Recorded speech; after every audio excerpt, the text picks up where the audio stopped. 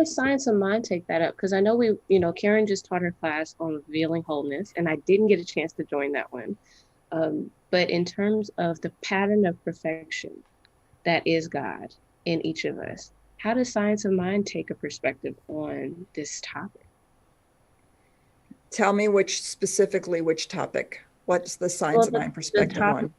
the topic of the pattern of perfection that is God, that is each and every one of us, right? And when we talk about healing, and remember in some of our principles around science of mind, it talks about that the body can be healed through aligning with that perfection. Mhm. So is that anywhere near, or is there a difference in what we believe in and you know what these evangelicals or any religious group that is against vaccinations, is there a difference in that belief, or is it just a difference in how we take it up?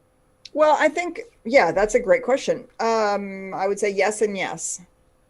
So I think the difference in how we understand it in the science of mind is that the wisdom and intelligence of the universe works at all levels. And so part of our alignment with spiritual truth and part of our alignment with the perfection of who we are might be a recognition that we should stop eating sugar. Oh, buddy, that sugar. Right, because we know what sugar does. And so the ultimately the fundamental answer to the question is, how much mental and spiritual coin are you willing to place on the thing you want to manifest, right? Which is why people have remission from cancer but can't seem to cure their cold. Mm. Right? Because the truth is, the cold is, they know that it's going to go away. It's not going to kill them. It's, and that's it's kind of annoying. Maybe I even like those 2 days in bed, might need the break, right? All that. So the truth is, I'm really not all that focused on it because I'm not afraid of it. I'm not worried about it. I'm not, right?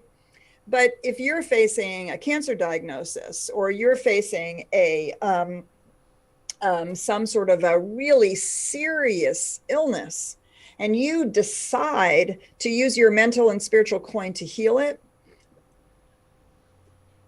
you're more likely to spend all of your focused attention on your mental, and all of what science of mind calls your mental and spiritual coin, which is the diligent dedication to the awareness and belief and realization and embodiment of wholeness, right? It's not just enough to talk about it or say it or pray it or any of that, right? We have to embody the realization of that wholeness. We have to absolutely experience it as the truth of our being, regardless of the condition that we're having.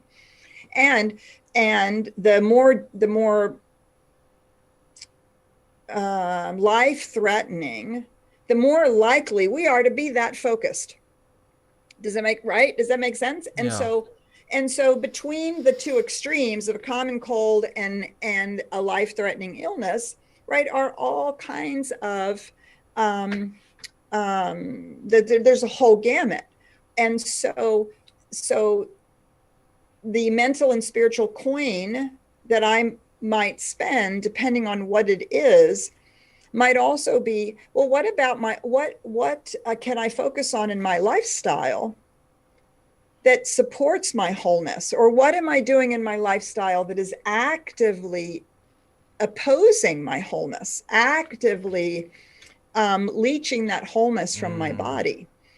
And so we don't check our intelligence at the door, right? And we believe that in science of mind, we say that the intelligence of the universe works through everything. So it works through the pill and the doctor and the surgery and the supplements and the Reiki and the massage and the lifestyle changes and the treatments and the spiritual work. And so rather than these things being in opposition, we constantly feel like science and spirituality are in opposition. What if we saw them as intimately working together? Mhm. right? And so part of what I do with people, and I've done it myself, is if I do feel like I'm taking some medication, my prayer is my body absorbs exactly from this medication what it requires, releases exactly what isn't needed. There's a complete alignment in my body for this medication. If it's not the right medication for me, I'll know it. I'll know not to take it anymore. Therefore, I should have no side effects and I should have a swift and effortless response.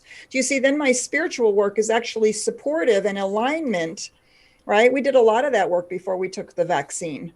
That it would be just an effortless process, and that our bodies would be very, would take on only that part of it which was in alignment with the wholeness, and anything that was there that was not necessary or a body didn't need, it would just be moving right on through, Yes. right? And so I think that's the difference, because and we see it in the science of mind and metaphysics, people who feel like they're not being spiritual if they take their medicine.